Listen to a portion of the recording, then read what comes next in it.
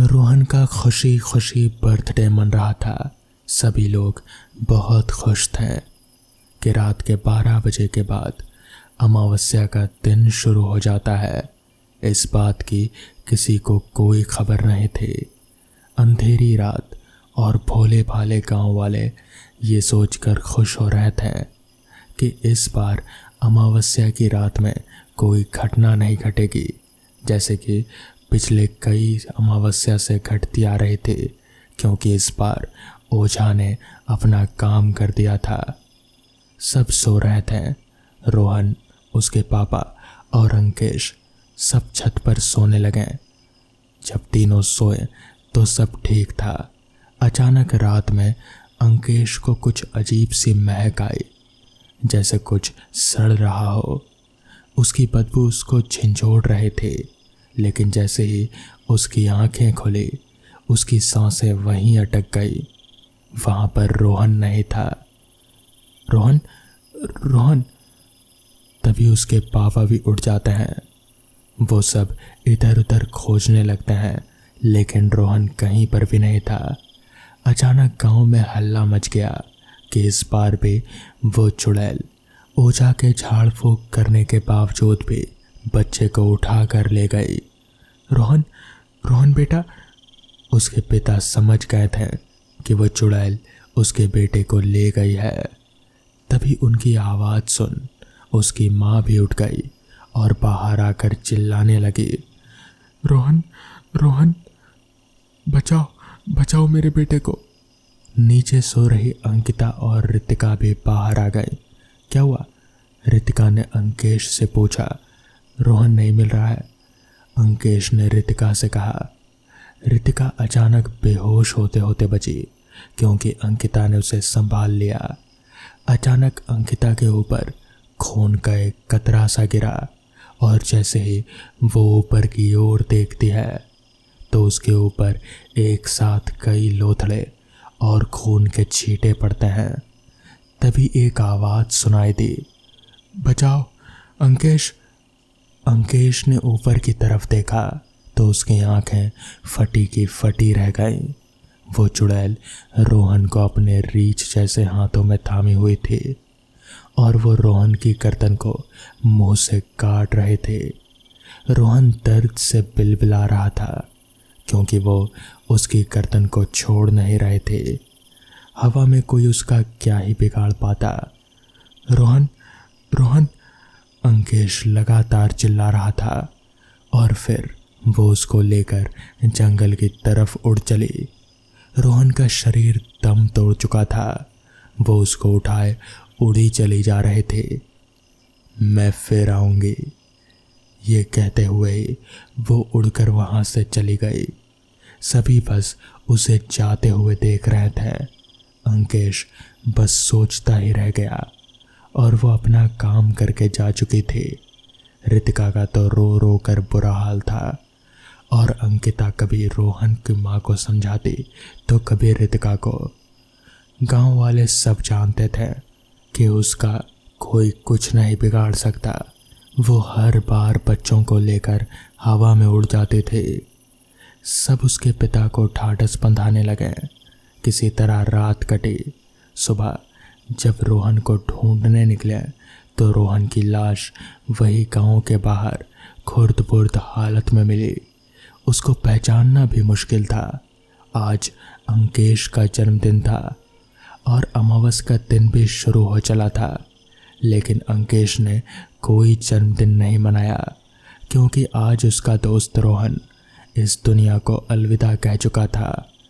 अंकेश के दिल में उस चुड़ैल के लिए बहुत गुस्सा था।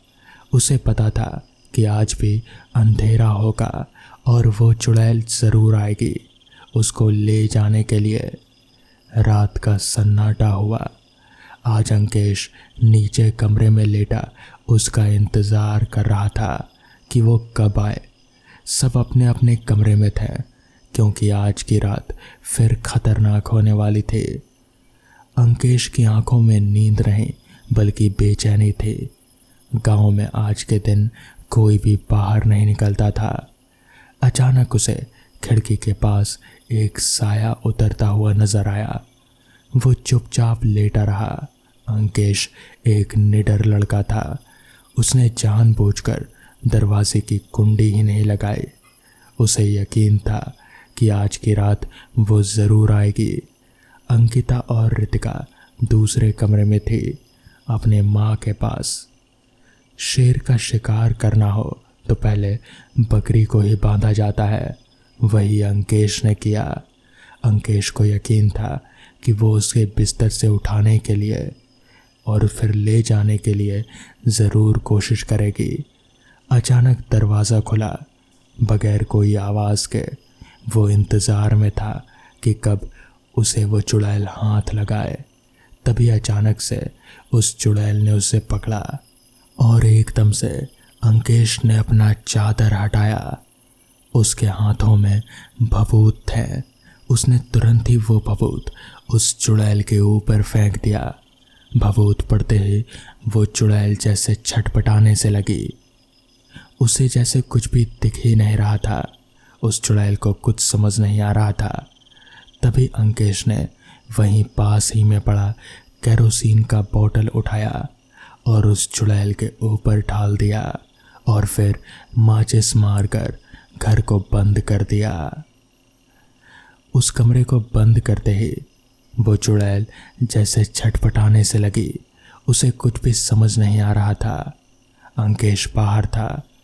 फिर उस चुड़ैल की आवाज़ सुनकर सभी गांव वाले भी बाहर आ गए।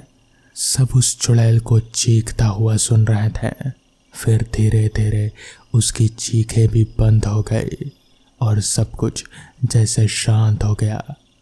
कुछ देर बाद लोगों ने घर का दरवाज़ा खोला तो वहाँ पर सिर्फ राख पड़ी मिली और कुछ भी नहीं था। उस दिन के बाद से किसी भी अमावस की रात को किसी का भी कोई बच्चा गायब नहीं हुआ और तब से लेकर आज तक वो गांव सही सलामत है। साक्षी अपने सोफे पर आराम से बैठे अपने मोबाइल पर व्हाट्सएप देख रहे थे। कई लोगों ने उसे मज़ेदार क्लिक्स भेज रखे थे जिन्हें देखकर वो पेट पकड़ पकड़ कर हंसते। तभी उसका ध्यान उसकी नारेला वाली आस्था मौसी के मैसेज पर गया। उसकी आस्था मौसी भी विचित्र चीज़ें भेजा करती थी उसे, पर साक्षी को वो सब भी पसंद था। देखें आज क्या भेजा है मौसी ने। ये कहते हुए साक्षी ने मैसेज खोला तो पाया कि आस्था मौसी ने एक गेम की फाइल भेजी है। उसका नाम था द ब्लडी मैरी गेम।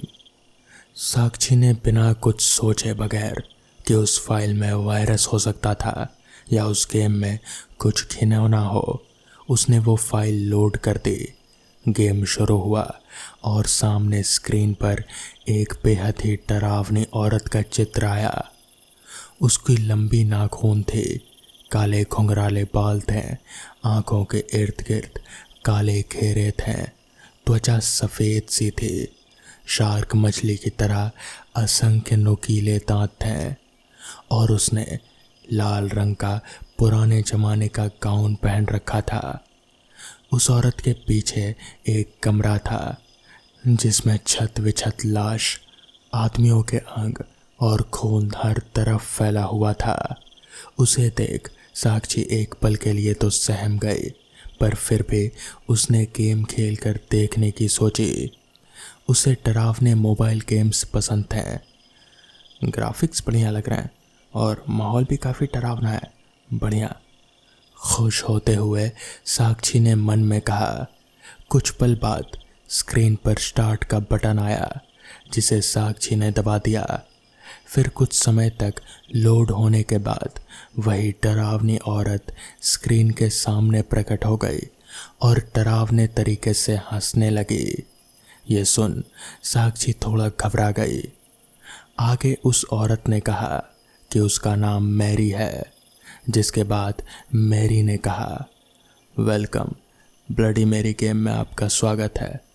ये गेम खेलने से पहले एक चेतावनी, ये गेम काफ़ी डरावना है।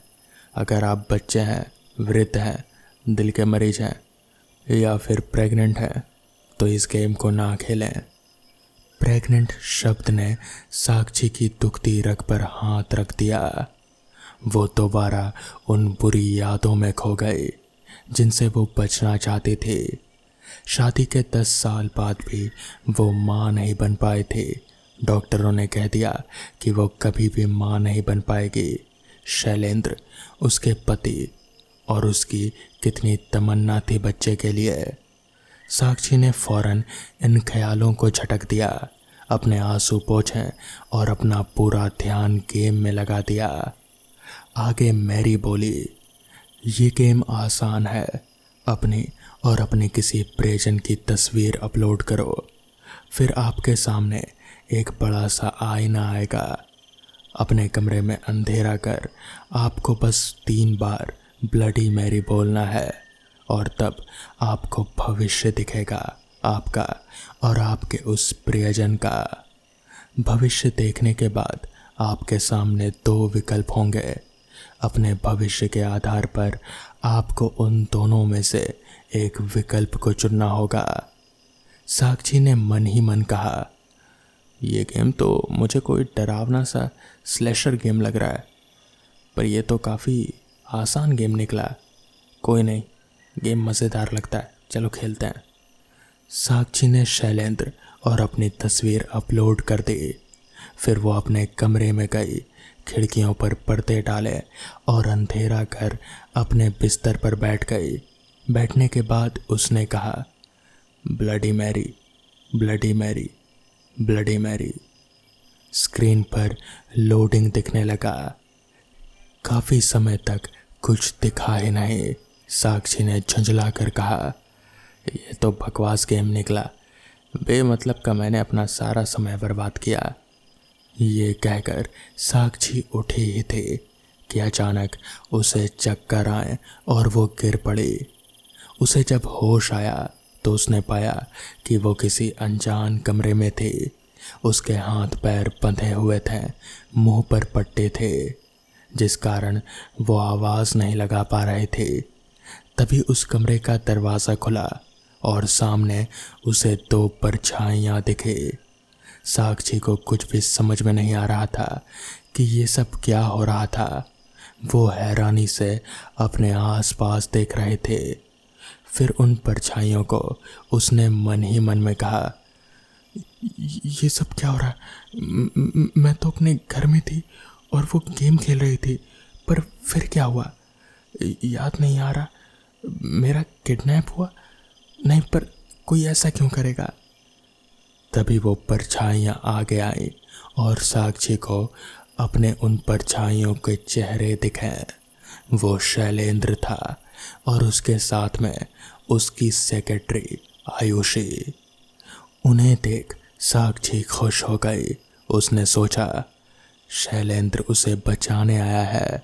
पर तभी साक्षी की नज़र आयुषी के पेट पर पड़ी जो बाहर आया हुआ था। साक्षी ने मन ही मन कहा, ये क्या हुआ? कुछ दिन पहले तक तो आयुषी 0 फिगर की थी, तो वो अचानक प्रेग्नेंट कैसे हो गई? साक्षी ये सब सोच ही रहे थे कि शैलेंद्र ने पास के एक टेबल पर रखा चाकू उठाया। साक्षी को लगा कि वो उसकी रस्सियां खोलने आया था, पर नहीं, शैलेंद्र ने साक्षी के पेट में चाकू घोंप दिया। साक्षी दर्द से चिल्लाई, पर वो आवाज़ उसकी दबकर ही रह गई, उसके मुंह पर लगे टेप के चलते। साक्षी की आंख में आश्चर्य देख शैलेंद्र ने कहा, या आयुषी को देख रही हो साक्षी? उसके पेट में मेरा ही बच्चा है, वो बच्चा जो तुम मुझे कभी नहीं दे सकी। तुम्हारे वजह से मेरी कितनी बदनामी हुई, मुझे क्या क्या झेलना पड़ा, इसलिए अब तुम्हें मरना होगा। ये कहते हुए शैलेंद्र ने 4-5 बार चाकू मार दिए साक्षी को। साक्षी मदद की नज़रों से आयुषी को देखती रही, इस उम्मीद में कि वो एक औरत है, शायद वो उसकी मदद कर दे। पर नहीं, आयुषी की शक्ल पर तो भाव थे ही नहीं। कोई सामान्य मनुष्य किसी दूसरे की हत्या देखते हुए शांत नहीं रह सकता था। इसी के साथ साक्षी ने दम तोड़ दिया। साक्षी के मरते ही शैलेंद्र ने एक कुल्हाड़ी से उसके टुकड़े किए और पास ही समुद्र में बहा दिए। ये सब साक्षी ना जाने क्यों देख पा रहे थे। तभी अचानक ही वो उठ खड़ी हुई। वो अपने कमरे में फर्श पर पड़ी हुई थी। उसका दिल जोरों से धड़क रहा था और वो पसीना पसीना हो चुकी थी। उसने मन में कहा, शायद कोई बुरा सपना था। तभी एक आवाज़ आई, ये सपना नहीं था साक्षी। ये सुनकर साक्षी चौंक गए। उसने फौरन अपने कमरे की बत्तियां जलाई, पर वहाँ उसके अलावा और कोई नहीं था। तभी दोबारा आवाज़ आई, ये मैं हूँ साक्षी, मैं ब्लडी मैरी। अपना मोबाइल उठाओ और विकल्प चुनो। साक्षी बुरी तरह सहम गए थे। मोबाइल से मैरी की आवाज़ सुनकर वो अपनी जगह ही जम गए थे। तभी वो मोबाइल बुरी तरह से हिलने लगा और उसमें से एक आकृति निकली। वो कोई और नहीं बल्कि मैरी थी। उसे देख साक्षी अपने कमरे में भागने लगी, पर कमरे का दरवाज़ा खुला ही नहीं। मैरी साक्षी का मोबाइल उठाए उसके पास गए और उसे देते हुए बोली, ये लो साक्षी, और गेम को पूरा करो। अपने भविष्य के आधार पर विकल्प चुनो। साक्षी ने डरते हुए मोबाइल लिया और स्क्रीन पर देखा। सामने 2 विकल्प थे, एक मर जाओ और दूसरा था बदला। मैरी ने साक्षी से कहा, या तो तुम अपना भविष्य स्वीकार करो और अपने पति के हाथों मरो, या फिर बदला लो। तुमने कोई पाप या गुनाह नहीं किया, पर फिर भी तुम्हारा पति तुम्हें इसके लिए मार रहा है, क्योंकि तुम कभी मां नहीं बन सकी। ये तो भगवान की मर्जी से होता है, इसमें तुम्हारी क्या गलती। फौरन बदला का विकल्प चुनो, इससे पहले कि वो बेरहम लोग तुम्हें मार डालें। इस पर साक्षी बोली, पर मैं तुम पर भरोसा कैसे करूं? ये जो तुमने मुझे भविष्य दिखाया वो कोई भ्रम भी सो हो सकता है। इस पर मैरी बोली, मैं भी तुम्हारी ही तरह थी साक्षी। मैं इंग्लैंड में पहली रानी मेरी ट्यूडर थी। मैं भी मां नहीं बन पा रहे थे, इसलिए मैंने काले जादू का सहारा लिया। तब मुझे पता चला कि यह काम मेरी सौतेली बहन का था। उसी ने काला जादू किया था मुझ पर तब तक देर हो चुकी थी और मैं बे औलाद ही मर गई। इसलिए मेरी आत्मा भटकती है आज भी, ताकि मैं अपनी जैसी औरतों की मदद कर सकूं। अब अगर तुम भी मुझ पर विश्वास नहीं करते तो फिर अपने पति पर नज़र रखना। साक्षी ने ठीक वैसा ही किया और उसने शैलेंद्र की बेवफाई के कई सबूत ढूंढ लिए। उसका दिल भी टूट गया बुरी तरह से। तब मेरी दोबारा से उसके सामने आई और बोली, सोच क्या रही हो? बदले का विकल्प चुनो। साक्षी असमंजस मेरी आवाज़ में बोली, पर मैं ये नहीं चुन सकती। मुझ में इतनी हिम्मत नहीं है। कुछ महीनों बाद इंस्पेक्टर वाघमारे साक्षी के घर में उससे पूछताछ कर रहे थे। वो बोले, मैम, हमने कंफर्म कर लिया है, आपके पति की बेरहमी से हत्या के दिन आप अपनी सहेलियों के साथ थे। अपने घर की तलाशी लेने की इजाज़त देने के लिए शुक्रिया। जब कातिल आयुषी पकड़ी जाएगी तब हम आपको इत्तला कर देंगे। धन्यवाद। जय हिंद। इंस्पेक्टर के जाते ही साक्षी ने खुद से कहा, आप पूरी दुनिया छान मारो इंस्पेक्टर, वो आपको कहीं नहीं मिलेगी, क्योंकि वो इस दुनिया में है ही नहीं। तभी उसने ब्लडी मैरी गेम खोला और उसमें से 2 आकृतियां निकली। एक ब्लडी मैरी थी और दूसरी रस्सियों से बंधी आयुषी। तो दोस्तों, ये थी आज की कहानियाँ। अगर आपको ये कहानियाँ पसंद आई हों तो वीडियो को लाइक और चैनल को सब्सक्राइब करना ना भूलें। तो मैं आपका दोस्त आर्यन जल्द ही मिलूँगा आपसे ऐसी ही नई कहानियों के साथ। तब तक के लिए अपना ख्याल रखें।